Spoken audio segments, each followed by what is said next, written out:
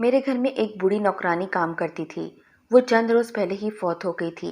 اس کی کوئی بیٹی نہ تھی، صرف 2 بیٹے تھے۔ مجھے نوکرانی کی سخت ضرورت تھی کیونکہ نوکرانی کے بغیر گھر میں کام کا مسئلہ ہوتا تھا۔ میں اکثر بیمار رہتی تھی، اس لیے میں خود کام نہیں کر سکتی تھی۔ ڈاکٹر نے مجھے آرام کرنے کا مشورہ دیا تھا۔ میرا شوہر بھی میرا بہت خیال رکھتے۔ وہ شہر کے بہت بڑے بزنس مین تھے۔ اللہ کا دیا ہمارے پاس سب کچھ تھا، کسی چیز کی کمی نہ تھی۔ میری 2 بیٹیاں اور 2 بیٹے تھے۔ بیٹیاں بڑی اور شادی شدہ تھیں، لیکن بیٹوں کے رشتے نہیں کیے تھے، وہ ابھی پڑھ رہے تھے۔ بڑا بیٹا آصف FA کر رہا تھا جبکہ چھوٹا بیٹا واصف میٹرک کا طالب علم تھا۔ میری ایک اور بھی بیٹی تھی جو بچپن میں ہی دریا کی سیر کرنے کے دوران دریا میں گر گئی تھی۔ اس کی لاش تلاش کرنے کی بہت کوشش کی گئی تھی لیکن نہیں ملی۔ مجھے اپنی بیٹی کی موت کا بہت غم تھا۔ اس دن سے میری ممتا کو قرار نہیں آیا تھا۔ اگر اس کی لاش مل جاتی تو شاید اب تک قرار آ چکا ہوتا۔ جب کئی دن گزرنے کے باوجود اس کی لاش نہیں ملی تو ہم نے صبر کر لیا۔ وہ میری دوسری بیٹی تھی۔ ہماری کوٹھی شہر کے پوش علاقے میں تھی۔ نوکرانی کے نہ ہونے کی وجہ سے مجھے بہت پریشانی کا سامنا تھا۔ میں نے اپنی ایک جاننے والی کو نوکرانی کا بندوبست کرنے کو کہا ہوا تھا۔ پھر کچھ ہی دنوں کے بعد وہ ایک لڑکی کو لے کر آئی۔ لڑکی کی عمر 22 سال تھی۔ اس کی رنگت سانولی تھی، وہ قبول صورت تھی۔ میری جاننے والی نے اس لڑکی کی گارنٹی دی تھی، اس لیے میں نے اسے اپنے پاس کام کے لیے رکھ لیا۔ وہ 24 گھنٹے ہمارے گھر میں رہنے لگی تھی۔ اس کے لیے الگ سے کوارٹر تھا۔ اس کا نام کلثوم تھا۔ اس نے بتایا تھا کہ وہ بہت غریب لوگ ہیں۔ اس کے ماں باپ بوڑھے ہیں، بھائی نہیں تھے۔ اس کی صرف ایک چھوٹی بہن تھی، اس لیے ان سب کی ذمہ داری اسی پر تھی۔ اس نے بہت اچھے طریقے سے گھر کو سنبھال لیا تھا۔ میں اس کے کام سے بہت خوش تھی۔ کھانا بناتے وقت میں خود بھی کچن میں آ جاتی تھی تاکہ نمک مرچ کا مسئلہ نہ ہو۔ نذیر یعنی میرے شوہر کو تیز مرچ پسند نہیں تھی، اس لیے سالن میں مرچ اور نمک میں خود ڈالتی تھی۔ کلثوم کو ڈرامہ دیکھنے کا بہت شوق تھا۔ جب بھی رات کو 8 بجتے وہ مجھ سے اجازت لیتی اور ٹی وی چلا کر اپنی پسند کا ڈرامہ دیکھنے بیٹھ جاتی۔ مجھے ڈراموں میں زیادہ دلچسپی نہیں تھی، میں کبھی کبھار ہی کوئی ڈرامہ دیکھ لیا کرتی تھی۔ ڈرامہ دیکھنے کے دوران اگر مجھے یا نذیر کو کوئی کام پڑتا تو کلثوم کو بلا لیتے، وہ برے منہ بنا لیتی۔ شاید اسے ہم میں سے کسی کا بلانا پسند نہیں آتا تھا۔ ایک دن میں ڈرائنگ روم میں صوفے پر بیٹھی کتاب پڑھ رہی تھی کہ کلثوم میرے پاس آئی۔ باجی، میں نے سارا کام کر لیا ہے، اگر اور کام نہ ہو تو پھر آپ مجھے اپنے موبائل پر ڈرامہ لگا دیں۔ کل رات مہمان آ گئے تھے، اس لیے میں نے پوری قسط نہیں دیکھی تھی۔ مجھے اس کا یوں کہنا عجیب لگا تھا۔ بہرحال میں نے اسے موبائل پر ڈرامہ لگا دیا اور وہ صوفے پر بیٹھ کر بڑے مزے سے ڈرامہ دیکھنے لگی۔ میں نے ایک نظر اس پر ڈالی اور کتاب پڑھنے میں مصروف ہو گئی۔ ڈرامہ دیکھنے کے بعد کلثوم نے میرا موبائل مجھے واپس کر دیا اور میرے پاس ہی بیٹھ گئی۔ وہ پڑھی لکھی نہیں تھی، اس لیے دلچسپی سے کتاب کو دیکھ رہی تھی۔ تبھی وہ بولی، باجی آپ کیا پڑھ رہی ہیں؟ میں نے مسکراتے ہوئے جواب دیا کہ دیکھ تو رہی ہو، میں ناول پڑھ رہی ہوں۔ اچھا تم جاؤ اور میرے لیے ایک کپ چائے بنا لاؤ۔ وہ جی اچھا باجی کہتے ہوئے اٹھی اور چائے بنانے کچن میں چلی گئی۔ میں نے طویل سانس لی اور دوبارہ کتاب پڑھنے میں مصروف ہو گئی۔ 2 دن ہی گزرے تھے کہ کلثوم نے پھر ڈرامہ دیکھنے کے لیے موبائل مانگ لیا۔ مجھے بڑا عجیب لگا تھا۔ میرے پوچھنے پر اس نے کہا کہ باجی آپ تو جانتی ہیں، کل رات میں ڈرامہ دیکھ رہی تھی کہ بڑے صاحب نے کافی بنانے کا کہہ دیا اور یوں میں کافی بنانے چلی گئی اور ڈرامہ نہ دیکھ سکی۔ میں ڈرامہ دیکھ کر آپ کو موبائل واپس کر دوں گی۔ اس نے ڈرامے کا نام بتایا تو میں نے اسے موبائل پر ڈرامہ لگا کر دے دیا اور وہ اس دن میرے پاس بیٹھ کر ڈرامہ دیکھنے کی بجائے اٹھ کر باہر چلی گئی۔ میں نے زیادہ توجہ نہ دی کیونکہ مجھے معلوم تھا کہ ڈرامہ دیکھنے کے بعد وہ موبائل مجھے واپس کر جائے گی۔ میں کتاب پڑھنے میں مصروف ہو گئی کیونکہ میں فارغ اوقات میں کتابیں ہی پڑھنا پسند کرتی تھی۔ میرے شوہر نذیر کام پر ہوتے تھے، دونوں بیٹے اپنی پڑھائی میں مصروف ہوتے تھے اور میرے پاس کوئی کام نہیں ہوتا تھا، اس لیے میں کتابیں ہی پڑھتی رہتی تھی۔ کافی دیر گزر گئی اور کلثوم موبائل واپس کرنے نہ آئی تو مجھے تشویش ہونے لگی۔ ڈرامہ 40 منٹ کا تھا اور کلثوم کو موبائل لے کر گئے ہوئے 1 گھنٹہ ہونے والا تھا۔ میں نے اسے آواز دی، کلثوم کہاں ہو تم؟ لیکن کلثوم کی طرف سے کوئی جواب نہ ملا تو میں اٹھ کر ڈرائنگ روم سے باہر چلی گئی۔ کلثوم صحن میں ایک کرسی پر بیٹھی بڑے انہماک سے ڈرامہ دیکھنے میں مصروف تھی۔ میں نے اسے آواز دی تو اس نے چونک کر میری طرف دیکھا اور اٹھ کر میرے پاس آ گئی۔ باجی، بس تھوڑا سا ڈرامہ رہ گیا ہے، میں ابھی آپ کو موبائل واپس کر دیتی ہوں، اس نے کہا تو مجھے حیرت ہوئی۔ 1 گھنٹہ گزرنے کے باوجود وہ اپنا ڈرامہ نہ دیکھ سکی تھی۔ میرے پوچھنے پر اس نے کہا کہ باجی، شاید سگنل کا مسئلہ تھا کیونکہ ڈرامہ رک رک کر چل رہا تھا۔ اس کی بات پر میں نے مزید نہ پوچھا اور اپنے کمرے میں چلی گئی۔ تھوڑی دیر کے بعد کلثوم بھی موبائل مجھے دے گئی۔ پھر تو کلثوم نے روٹین ہی بنا لی تھی۔ وہ رات کو ڈرامہ نہیں دیکھتی تھی، دن میں مجھ سے موبائل مانگ لیتی اور کسی کونے میں جا کر ڈرامہ دیکھتی۔ ایک دن میں ڈرائنگ روم میں بیٹھی چائے پی رہی تھی کہ دروازے پر گھنٹی بجی۔ میں نے کلثوم سے کہا کہ باہر جا کر دیکھو کون آیا ہے۔ وہ چلی گئی اور جب تھوڑی دیر کے بعد واپس آئی تو اس کے ہاتھ میں ایک پارسل تھا۔ میں سمجھی کہ شاید وہ پارسل میرے لیے آیا ہوگا کیونکہ چند روز پہلے میں نے آن لائن کتابیں منگوائی تھیں، لیکن جب کلثوم نے بتایا کہ یہ پارسل اس کے نام آیا ہے تو میں حیران رہ گئی۔ میرے پوچھنے پر کلثوم نے بتایا کہ باجی، اس پارسل میں میری اماں کے لیے کپڑے ہیں، ایک باجی نے بھیجے ہیں کیونکہ اماں نے ان سے کپڑے مانگے تھے۔ میں آپ کے پاس کام کر رہی ہوں تو اماں نے آپ کے گھر کا ایڈریس پر کپڑے منگوا لیے تھے۔ میں مطمئن ہو گئی اور اس سے زیادہ پوچھ گچھ نہ کی۔ اس کی روٹین وہی تھی، ہر دوسرے دن وہ مجھ سے موبائل مانگ لیتی اور ڈرامہ دیکھنے کے بعد واپس کر دیتی۔ پھر کچھ ہی دن گزرے اس کے نام پر پارسل آ جاتا۔ میں جب پوچھتی تو وہی بتاتی کہ اس کی اماں کے لیے کسی باجی نے کپڑے بھیجے ہیں۔ اس نے کبھی مجھے کپڑے نہیں دکھائے تھے اور نہ ہی اس کی ماں کپڑے لینے ہمارے گھر آئی تھی۔ وہ اپنے کوارٹر میں کپڑے جمع کر رہی تھی، شاید وہ اکٹھے ہی اپنی ماں کو کپڑے دے گی۔ میں نے ان باتوں کو دماغ سے جھٹک دیا۔ کچھ دنوں بعد میری منگوائی کتابیں بھی آ گئیں اور میں نے انہیں شیلف پر سجا دیا کہ جب وقت ملے گا تو میں باری باری ایک ایک کتاب کر کے پڑھوں گی۔ ایک دن میرے شوہر نذیر جلدی گھر آ گئے۔ گیٹ کلثوم نے ہی کھولا تھا۔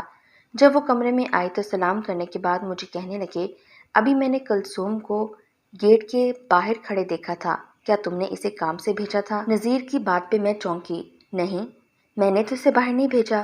پھر مجھے یاد آیا تو میں نے کہا کہ شاید وہ کوڑا کرکٹ پھینکنے باہر گئی ہوگی، آپ پریشان نہ ہوں۔ نذیر سر ہلا کر خاموش ہو گئے، لیکن میرے دل میں کھٹکا پیدا ہو گیا تھا۔ کلثوم باہر کیوں گئی تھی؟ صبح وہ میرے ساتھ ہی کوڑا کرکٹ باہر پھینکنے آئی تھی، پھر وہ شام کے وقت باہر کیا کرنے گئی تھی؟ پھر میں نے خود کو یہ سوچ کر مطمئن کر لیا کہ شاید وہ ویسے ہی باہر گئی ہوگی۔ کلثوم برے کریکٹر کی لڑکی نہیں تھی، بلا شبہ وہ بہت اچھی لڑکی تھی۔ وہ میرے بیٹوں سے بھی فری نہیں ہوئی تھی۔ اس لیے مجھے یہ بات عجیب لگی کہ شیطان میرے دماغ میں اس کے بارے میں عجیب عجیب وسوسے ڈال رہا تھا۔ اگلے دن جب کلثوم کام سے فارغ ہو کر میرے پاس آئی تو میں نے پوچھ لیا، کلثوم، کل جب تمہارے صاحب آفس سے گھر آئے تو وہ بتا رہے تھے کہ تم باہر کھڑی تھی، کیا کر رہی تھی تم باہر؟ میری بات سن کر کلثوم کے چہرے کا رنگ بدلا اور وہ خود کو سنبھال کر بولی، باجی، میں کوڑا کرکٹ پھینکنے گئی تھی، دراصل ایک جگہ گندگی پڑی تھی تو وہ میں اٹھانا بھول گئی تھی، اس لیے وہی پھینکنے گئی تھی۔ میں نے طویل سانس لی۔ میں صحیح تھی کیونکہ میں نے پہلے کبھی بھی کلثوم کو بلا وجہ گیٹ سے باہر جاتے نہیں دیکھا تھا۔ 2 دن ہی گزرے تھے کہ کلثوم کے نام کا پارسل آ گیا۔ میں نے توجہ نہ دی کیونکہ مجھے پتا تھا کہ پارسل میں اس کی کسی باجی کی طرف سے بھیجے گئے کپڑے ہوں گے۔ کلثوم نے خود ہی بتا دیا تھا کہ اور میں نے ہنس کر ٹال دیا تھا۔ اگلے دن میرے بھائی کے گھر ہماری دعوت تھی، شام کو ہی ہم دعوت پر چلے گئے تھے۔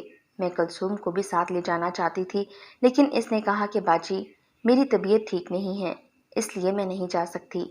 میں نے زیادہ اصرار نہ کیا اور اسے گھر میں اکیلا چھوڑ کر دعوت پر چلی گئی۔ ہم وہاں رات 10 بجے تک رہے تھے۔ سردیوں کا موسم تھا اس لیے ہم نے واپسی کی راہ لی۔ جب ہماری کار ہمارے گھر کی گلی میں داخل ہوئی تو اچانک مجھے اپنے گھر کے گیٹ سے کوئی نکلتا ہوا دکھائی دیا۔ وہ کون تھا اور رات کے اس وقت ہمارے گیٹ پر کیا کرنے آیا تھا؟ جیسے ہی اس نے کار دیکھی تو وہ ایک طرف دوڑتا چلا گیا۔ جب ہماری کار گیٹ کے سامنے پہنچی تو میں نے دیکھا کہ گیٹ بند تھا۔ نذیر نے ہارن دیا تو 2 منٹ کے بعد کلثوم نے گیٹ کھول دیا۔ وہ بکھلائی بکھلائی سی دکھائی دی تھی۔ مجھے خدشات نے آ گھیرا اور دماغ میں عجیب سے وسوسے پیدا ہوئے۔ رات کے اس وقت میں نے کلثوم سے پوچھنا مناسب نہ سمجھا۔ اگلے دن میں نے کلثوم سے پوچھا تو اس کے چہرے کی رنگت اڑ گئی۔ پھر کہا کہ نہیں باجی، آپ کو غلط فہمی ہوئی ہے، میں نے دروازہ نہیں کھولا تھا اور نہ ہی کوئی آیا تھا۔ آپ میری بات کا یقین کریں۔ مجھے اس کے لہجے میں کھوکھلا پن محسوس نہ ہوا۔ جو لوگ جھوٹ بولتے ہیں تو ان کے لہجے میں، آواز میں واضح بکھلاہٹ اور کھوکھلا پن ہوتا ہے۔ مجھے اس کی بات کا یقین ہو گیا۔ ممکن ہے کہ کوئی لڑکا وہاں سے گزر رہا ہو اور میں نے یہی سمجھا ہو کہ وہ ہمارے گھر سے نکلا تھا۔ بعض اوقات آنکھوں دیکھا بھی جھوٹ ہوتا ہے۔ میں نے مزید کوئی بات نہ کی اور اسے چائے بنانے کے لیے بھیج دیا۔ اسی دن ہی کلثوم کے نام پر پارسل آ گیا۔ اب کی بار مجھے بھی حیرت ہوئی اور سوچنے پر میں مجبور بھی ہو گئی کہ آخر کلثوم کی کون سی باجی تھی جو اسے کسی کے ہاتھ کپڑے بھجوانے کی بجائے پارسل کے ذریعے کپڑے بھجوا رہی تھیں۔ نہ جانے کیوں مجھے دال میں کالا محسوس ہوا۔ مجھے کلثوم پر شک ہونے لگا۔ میرا خیال تھا کہ کلثوم جیسے دکھائی دیتی ہے ویسی نہیں ہے۔ یقیناً اس کا کسی لڑکے کے ساتھ چکر ہے اور وہ اسے نئے نئے کپڑے خرید کر دیتا ہے۔ کلثوم میرے سامنے یہی بہانہ کر دیتی کہ اس کی کوئی باجی اس کی اماں کے لیے کپڑے بھیجتی ہیں۔ میں کلثوم کے بیک گراؤنڈ کے بارے میں بھی کچھ نہیں جانتی تھی۔ اس نے صرف یہی بتایا تھا کہ اس کے ماں باپ بوڑھے ہیں، ایک چھوٹی بہن ہے۔ چونکہ وہ ایک جاننے والے کے توسط سے میرے پاس نوکری کے لیے آئی تھی، اسی لیے میں نے اس کی چھان بین کرنا مناسب نہیں سمجھا تھا۔ لیکن اب نہ جانے کیوں مجھے اس پر شک ہونے لگا تھا۔ وہ اپنے پارسل کوارٹر میں رکھتی تھی۔ میں نے سوچا کہ اسے کسی کام سے باہر بھیج کر اس کے کوارٹر جاتی ہوں اور اس کے پارسل چیک کرتی ہوں۔ اگر کپڑے اس کے سائز کے ہوئے تو پھر یقیناً وہ کسی لڑکے کے ساتھ چکر چلا رہی ہے۔ پھر میں نے یہ سب کرنا رد کر دیا کیونکہ یہ غیر اخلاقی حرکت تھی کہ کسی کی غیر موجودگی میں اس کے کپڑوں کی تلاشی لی جائے۔ انسان جیسا بھی ہو سب سے پہلے اس کی عزت نفس ہوتی ہے۔ پھر اچانک میرے دماغ میں ایک آئیڈیا آ گیا کہ جس دن کلثوم کا پارسل آنا ہوگا تو میں اسے کسی کام سے باہر بھیج دوں گی اور اس کا پارسل کھول کر دیکھ لوں گی۔ اس طرح دودھ کا دودھ اور پانی کا پانی ہو جائے گا۔ میرے دماغ میں شک کا جو بیج موجود تھا وہ بھی ختم ہو جائے گا۔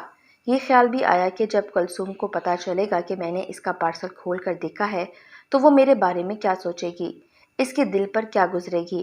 لیکن میں نے یہ سب باتیں سوچیں اور جھٹک دی۔ میں ایک بار اپنی تسلی کر لینا چاہتی تھی۔ مجھے پتا تھا کہ کلثوم کا پارسل ہر منگل اور ہر ہفتے کو آتا ہے۔ اس دن ہفتہ تھا اور مجھے منگل کا انتظار تھا۔ پھر جب منگل کا دن آیا اور ڈاکیے کے آنے کا وقت ہو گیا تو میں نے کلثوم کو 100 روپے دیے اور کہا کہ گلی کی نکڑ والی گلی میں دکان سے 1 کلو چینی خرید کر لے آؤ۔ اس نے کہا کہ باجی چینی موجود ہے، لیکن میں نے کہا کہ وہ تھوڑی ہے، بس تم جاؤ اور لے آؤ۔ کلثوم خاموشی سے 100 روپے لے کر چلی گئی۔ میں لان میں ٹہلنے لگی۔ مجھے ڈاکیے کا شدت سے انتظار تھا اور میں دل ہی دل میں دعا کر رہی تھی کہ کلثوم کے آنے سے پہلے ہی ڈاکیہ آ جائے۔ اسے گئے ہوئے 10 منٹ ہی ہوئے تھے کہ ڈاکیہ آ گیا۔ وہ کلثوم کا پارسل لایا تھا جسے میں نے موصول کیا۔ اپنے کمرے میں آ کر میں نے جلدی سے پارسل کھولا۔ میں بے چین تھی اور میرے وجود پر کپ کپاہٹ بھی طاری تھی۔ میں دل ہی دل میں دعا کر رہی تھی کہ کلثوم کو آنے میں دیر ہو جائے۔ کلثوم کو واقعی آنے میں دیر ہو گئی۔ میں نے پارسل کھولا تو اس میں واقعی کپڑے تھے۔ میں نے وہ کپڑے نکال لیے۔ کپڑے دیکھتے ہی میرے رونگٹے کھڑے ہو گئے کیونکہ اس میں تو میری ہی دریا میں ڈوبنے والی بچی سعدیہ کے کپڑے تھے۔ میں ان کپڑوں کو بھلا کیسے بھول سکتی تھی؟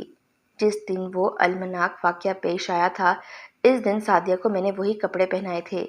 میرا دماغ معاف ہو رہا تھا۔ مجھے کچھ سمجھ نہیں آ رہا تھا کہ میری بچی کے کپڑے کلثوم کے پارسل میں کیا کر رہے ہیں۔ میں نے پارسل میں جھانکا تو اس میں سعدیہ کے جوتے بھی تھے۔ میں بے تحاشا کپڑے اور جوتے چومنے لگی۔ میری آنکھوں کے سامنے سعدیہ کا چہرہ لہرا گیا۔ یہ کیا معاملہ تھا؟ وہ کون تھا جس نے کلثوم کو میری بچی سعدیہ کے کپڑے اور جوتے بھیجے تھے؟ اسی دوران سعدیہ بھی آ گئی۔ وہ حیرت بھری نظروں سے کھلے ہوئے پارسل کو دیکھ رہی تھی۔ باجی، آپ نے پارسل کھول لیا؟ اس نے کہا تو میں نے اس کی بات نظر انداز کر دی اور کہا کلثوم سچ سچ بتاؤ، تمہیں یہ پارسل کس نے بھیجا ہے؟ جانتی ہو یہ کس کے کپڑے ہیں؟ یہ جوتے کس کے ہیں؟ یہ میری بیٹی سعدیہ کے کپڑے اور جوتے ہیں جو دریا میں ڈوب گئی تھی۔ بتاؤ کلثوم، کون ہے وہ جس نے یہ چیزیں تمہیں بھیجی ہیں؟ میری ممتا جاگ گئی تھی اور میں جذباتی ہو گئی تھی۔ کلثوم آنکھیں پھاڑے بت کی طرح ساکت کھڑی مجھے دیکھ رہی تھی۔ میں نے دوبارہ اسے جھنجھوڑا تو وہ اٹکتے ہوئے کہنے لگی، یہ آپ کیا کہہ رہی ہیں؟ مجھے کچھ سمجھ نہیں آ رہا۔ یہ کپڑے تو مجھے پروین باجی نے بھیجے ہیں جہاں اماں پہلے کام کرتی تھیں۔ میں نے کلثوم کے بازو پکڑتے ہوئے پوچھا کہ کون پروین؟ وہ کہاں رہتی ہے؟ جلدی بتاؤ۔ تب کلثوم نے بتایا کہ پروین باجی پہلے اسی شہر میں رہتی تھیں، لیکن کچھ عرصہ پہلے وہ دوسرے شہر میں شفٹ ہو گئی ہیں۔ جب میں نے آپ کے پاس نوکری کی تو ایک دن اماں نے آ کر کہا تھا کہ پروین باجی ہمیں کچھ سامان بھیجنا چاہتی ہیں، تم اپنی مالکن کے گھر کا ایڈریس دے دو۔ اماں نے مجھے فون نمبر بھی دیا تھا۔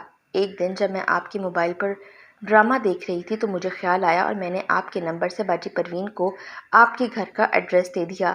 میں معافی چاہتی ہوں باجی، میں نے آپ سے نہیں پوچھا تھا۔ میں نے کہا کہ کلثوم جو کچھ بھی ہوا بھول جاؤ، بتاؤ کہ کیا پروین کا نمبر اب بھی تمہارے پاس موجود ہے؟ کلثوم نے کہا کہ ہاں، میں ابھی لاتی ہوں۔ وہ کوارٹر میں گئی اور ایک کاغذ لے کر آئی جس پر موبائل نمبر لکھا ہوا تھا۔ میں نے جلدی سے اپنے موبائل سے وہ نمبر ملایا اور دوسری طرف سے کال اٹھائے جانے کا شدت سے انتظار کرنے لگی۔ کچھ ہی دیر بعد کال اٹینڈ ہو گئی اور ایک خاتون کی آواز سنائی دی، ہیلو۔ میں نے کہا، کیا آپ پروین باجی بات کر رہی ہیں؟ میں نے پوچھا تو دوسری طرف سے خاتون نے بتایا تھا کہ ہاں، میں پروین ہی ہوں۔ میں نے اسے تمام بات تفصیل سے بتائی اور پوچھا کہ آپ کون ہیں اور میری بچی کے کپڑے اور جوتے آپ کے پاس کیسے آئیں؟ اسے تو دریا میں گرے آج 20 سال ہو چکے ہیں۔ خاتون نے کہا کہ ہنا صاحبہ، آپ کی بچی زندہ ہے اور صحیح سلامت میرے پاس ہے۔ اس خاتون کی بات سن کر میں سکتے میں آ گئی۔ یوں لگ رہا تھا جیسے میری آواز میرے حلق میں پھنس گئی ہو۔ مجھے اپنی سماعت پر یقین نہیں آ رہا تھا، کیا واقعی میری بیٹی سعدیہ زندہ ہے؟ میں جب ہوش میں آئی تو میں نے پوچھا۔ خاتون نے کہا کہ ہاں، آپ کی بیٹی زندہ ہے، میں آپ کو ایڈریس سینڈ کر رہی ہوں، آپ آ جائیں۔ اس خاتون نے اپنا ایڈریس سینڈ کر دیا تو میں نے فوراً نذیر کو فون کیا اور انہیں بتایا تو وہ بھی حیران رہ گئے۔ وہ اسی وقت گھر آ گئے اور ہم فوری طور پر دوسرے شہر روانہ ہو گئے۔ رات 10 بجے تک ہم دوسرے شہر پہنچ گئے۔ جب ہم وہاں پہنچے تو میری ہم عمر ایک عورت اور اس کا شوہر ہمارے منتظر تھے۔ سلام کے بعد میں نے بے چینی سے پوچھا، کہاں ہے میری بچی؟ میں اسے دیکھنے کے لیے بے چین ہوں۔ مجھے یقین تھا کہ میری بچی زندہ ہوگی۔ اللہ کا لاکھ لاکھ شکر ہے۔ جذبات میں جو کچھ منہ میں آ رہا تھا میں بولتی جا رہی تھی۔ عورت مسکرائی اور پھر وہ سب تفصیل سے بتانے لگی۔ جس دن ہم دریا کی سیر کرنے کے لیے گئے تھے تو وہاں بہت رش تھا۔ میری بڑی بیٹی سمیرہ اور چھوٹی بیٹی سعدیہ کھیل کود میں مصروف تھیں۔ ہم بھی دریا کے کنارے سے کافی فاصلے پر بیٹھے گپ شپ میں مصروف تھے۔ کچھ ہی دیر گزری تھی کہ سمیرہ بھاگتی ہوئی آئی اور کہنے لگی کہ امی، سعدیہ دریا میں گر گئی ہے۔ ہم میاں بیوی فوراً دریا کے کنارے دوڑے۔ وہاں لوگوں کا بے پناہ رش تھا۔ ہمارے چیخنے چلانے پر کچھ لوگوں نے دریا میں چھلانگیں لگا دیں، لیکن وہ سعدیہ کو تلاش نہ کر سکے۔ غوطہ خوروں کو بلایا گیا۔ وہ رات گئے تک سعدیہ کو تلاش کرتے رہے، لیکن انہیں بھی کامیابی نہ ہوئی۔ یہ سلسلہ 1 ہفتے تک چلتا رہا اور بالآخر میں صبر کر کے بیٹھ گئی۔ خاتون نے بتایا تھا کہ آپ کی بیٹی سعدیہ دریا میں نہیں گری تھی، بلکہ دریا کے کنارے کھیلتے ہوئے کافی دور نکل گئی تھی اور ہمیں مل گئی۔ چونکہ میرے پاس کوئی اولاد نہیں تھی، اسی لیے میں اسے اپنے گھر لے گئی اور اسے پالا پوسا، اس کی تعلیم و تربیت کی۔ لیکن یہ سچ ہے کہ حقیقی ماں حقیقی ہی ہوتی ہے۔ اللہ نے مجھے اس کی سزا دی اور مجھے ہمیشہ کے لیے بے اولاد ہی رکھا۔ مجھے احساس ہو گیا تھا کہ میں نے سعدیہ کے ساتھ غلط کیا ہے، چنانچہ میں نے آپ کو تلاش کیا۔ مجھے پتہ چلا کہ مناہل بیگم آپ کی جاننے والی ہیں، کیونکہ انہوں نے ایک لڑکی کو ہمارے گھر ملازمہ رکھوایا تھا۔ کلثوم کی ماں ہمارے گھر کام کرتی تھی۔ ایک دن باتوں باتوں میں مناہل بیگم نے آپ کا ذکر چھیڑ دیا کہ آپ کو بھی ملازمہ کی ضرورت تھی اور میرے پاس کام کرنے والی ماسی کی بیٹی کلثوم کو لگوا دیا۔ ماسی کافی بوڑھی ہو گئی تھی، اس لیے اس نے کام چھوڑ دیا تھا۔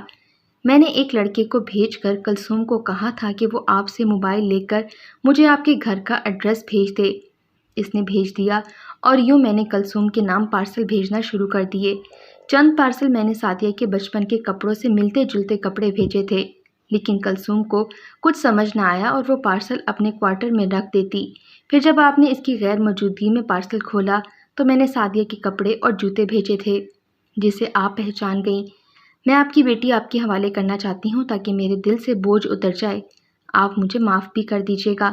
میری ساری باتیں سننے کے دوران وہ رو بھی رہی تھیں۔ پھر انہوں نے سعدیہ کو بلوایا، جو 22 سال کی ایک خوبصورت لڑکی تھی۔ وہ میرے گلے لگ گئی اور خوب روئی۔ ہم اسے گھر لے آئے۔ میں نے خاتون کو معاف کر دیا تھا۔ میں نے اللہ کا شکر ادا کیا کہ اس نے کلثوم کے ذریعے مجھے میری بیٹی سے ملوا دیا تھا۔ میرے بچے بھی اپنی بہن کو پا کر بے حد خوش تھے۔ میں نے شکرانے کے نوافل بھی ادا کیے۔